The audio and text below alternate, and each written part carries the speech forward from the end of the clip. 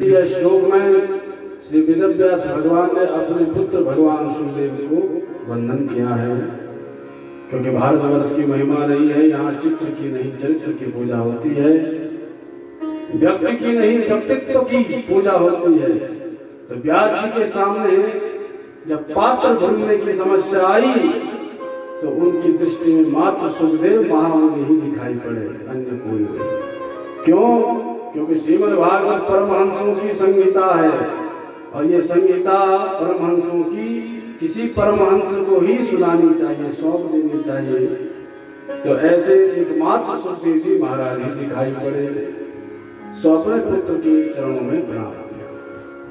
यम प्रजनन्दमनुपेतकृत्यं द्वैपायनो विरह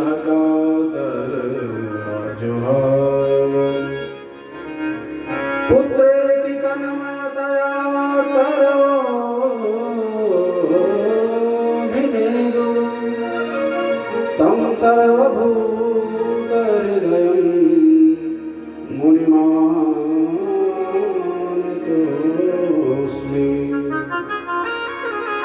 सुखदेव जी महाराज कैसे हैं? जो अप्रजनत हो गए जन्मते ही, संसार में आने पर माया जकड़ देती है,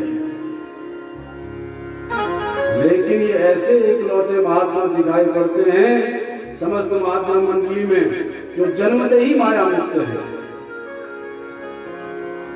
भोलेनाथ के अंश से प्रकट भय और 12 वर्ष के बाद अपनी मां पिंगला के गर्भ से बाहर आए। गर्भस्थ थे 12 वर्ष तक, और बाहर इसलिए नहीं आए क्योंकि इनको डर था कि विष्णुर्माया भगवती यया सम्मोहितं जगत्। भगवान विष्णु की जो माया है बड़ी बलवती है। राजा को रंग रंग को राजा एक क्षण में बना देती है। अरे और तो छोड़ो, असत्य संसार को सत्य बता देती है और सत्य पर परमात्मा को छुपा देती है। इसीलिए लोग प्रश्न करते रहते, पंडित जी महाराज बोलते तो हो भगवान है, पर कहाँ है, कभी देखा आपने? अरे भैया, हमने भले ही ना देखा हो, पर हम जो आपको बता रहे हैं वो सत्य है। बोले कैसे? एक व्यक्ति दौड़ा दौड़ा गया रेलवे स्टेशन, और रेलवे स्टेशन पर जाते ही टिकट काउंटर पर पहुंचा। जाना था इसको मुंबई, और जो टिकट खरीदने लगा, बोले बाबूजी टिकट दे दो। बोले कहाँ की? बोले मुंबई की। ठीक है, भी देते हैं। जो टिकट बाबू ने थमाई, इसने समस्या सुनाई। महाराज ये बताओ, आप टिकट तो हमें मुंबई की दे रहे हो, पर कभी मुंबई गए भी हो? टिकट बाबू बोले भैया हमें मुंबई जाने की क्या जरूरत? अरे जब भगवान की दया से, सरकार की कृपा से सब यही चल रहा है, तो हमें आगे जाने की आवश्यकता ही क्या है? हम तो यही बैठे बैठे कमा देते थे। इसने कहा जब तुम मुंबई गए थे तो तुम्हारा टिकट कहाँ से मुंबई पहुंचा देगा? वो बोला मूर्ख है। अरे हम भले मुंबई नहीं गए हैं, पर जो ये टिकट है ये मुंबई का है। हम गए न गए उसको छोड़ो, पर तुम जाओगे तो तुम अवश्य मुंबई पहुंचोगे, इसकी गारंटी है। ऐसे लोग ब्राह्मणों से प्रश्न करते हैं, आपने भगवान देखे हैं क्या? अरे ब्राह्मणों ने देखे नहीं देखे उसको छोड़ो, पर ब्राह्मण जो ज्ञान दे रहे हैं उस पर हम अनुसरण करें, अनुसंधान करें, हृदयस्थ करें, तो महाराज भगवान अवश्य प्राप्त होंगे, अवश्य दिखाई देंगे। और एक तो बात बताओ, भगवान जिसको दिखाई पड़ जाए, जिसको मिल जाए, तो फिर पता नहीं पड़ता। एक बार उस सावरे के हो गए तो फिर बताना भूल जाओगे कि भगवान कैसे हैं, कोई बता नहीं सकता।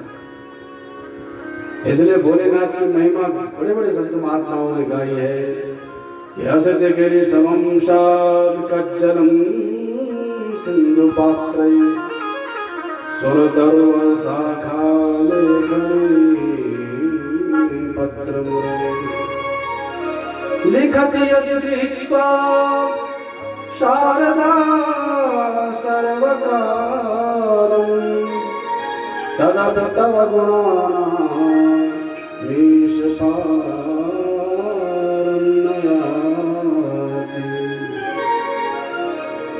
भूमंडल के समस्त पर्वतों को पीस दिया जाए, बड़े बड़े सागरों में, प्रशांत महासागर, हिंद महासागर, अंटार्कटिका महासागर में फेंक दिया जाए, घोल दिया जाए और शाही का निर्माण किया जाए। समस्त वृक्षावलियां जितनी विश्व में नहीं ब्रह्मांड में है, सबकी कलम बनाई जाए। और राइटर में कोई ऐसा वैसा नहीं, साक्षात ज्ञान की अधिष्ठाता देवी मां सरस्वती लिखने बैठे, फिर भी भोलेनाथ के गुण गणों का वह भी पार नहीं पा सकती। ये महिमा है भगवान, जिसने एक बार जान लिया फिर वो बता नहीं पाता वो कैसा है, मुख हो जाता है। गूंगा अगर गुड़ खा ले और उससे बोलो भैया कैसा लगा, वो बोलेगा बोलेगा नहीं, बस हाँ इशारे में बोलेगा, मुंह बंद करके उससे बोलो भैया बता तो सही, कुछ बता नहीं पाएगा, मुंह हो गया। गूंगा बोलता थोड़े। ऐसे भगवान के विषय में जानने वाला मुंह हो जाता है। भगवान कैसे है इसका वर्णन नहीं किया जा सकता। इसलिए कल आप श्रवण करेंगे, सुखदेव जी महाराज ने भी जब महिमा गाई भगवान की तो सबसे पहले ध्यान किया। कि ध्यान इसलिए नहीं किया कि अब आप कृपा करो हम आपके बारे में कुछ बताएंगे। अरे सुखदेव जी महाराज तो डर रहे थे कहीं बताने बैठ के समाधि न लग जाए। सो प्रभु कृपा करना, क्योंकि इसका उद्धार करना बेचारेगा, इसके पास तो साधन नहीं है। क्योंकि सुखदेव जी महाराज तो ऐसे भाव संपन्न महात्मा हैं कि जहां बैठ जाते हैं सब कुछ भूल जाते हैं। अस्तु सुखदेव जी महाराज परम विरक्त है, इसीलिए उन्हें माया से बड़ा भय लगा। उन्होंने भगवान को पुकारा तो भगवान ने आश्वस्त किया कि मेरी माया आपको नहीं घेरेगी, आओ बाहर आ जाओ। तो जब वचन दे दिया भगवान ने तो बाहर आए और आते ही पिता और माता का परित्याग करके वनगमन करने लगे। तो पीछे से व्यास जी महाराज पुत्रेति तन्मयतया तररोभिनेदु तं सर्वभूत हृदयं मुनिमानतोऽस्मि।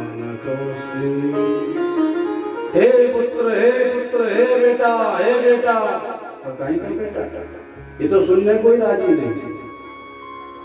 जिसकी दृष्टि में मात्र प्रभु ही दिखाई पड़े उसके लिए सब गौड़ हो जाते हैं। पिता माता की आसक्ति छूट गई, चल गई। व्यास जी महाराज पुकार रहे हैं, पर्वत खंडों से आवाज टकरा के लौट रही है। मानो पर्वत खंड भी व्यास जी की दशा में सम्मिलित होकर के विरह कातर हो गए और सुखदेव जी को पुकार रहे हैं, बेटा बेटा बेटा रुक जाओ, पर रुके नहीं और चले।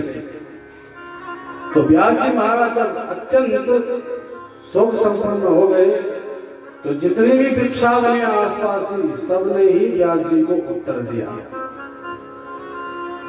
हे व्यास जी आपने भोलेनाथ के अंश मांगे थे।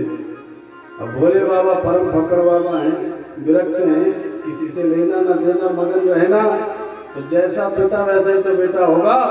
भोलेनाथ सबसे विरक्त हैं, तो इसीलिए सुखदेव आपके पुत्र भी विरक्त हैं। तो व्यास जी बोले फिर क्या करूं? बोले कुछ नहीं, जिन भगवान का भजन करने के लिए गए हैं उन्हीं भगवान के गुण गणों का श्रवण करने के लिए आपके पास आएंगे।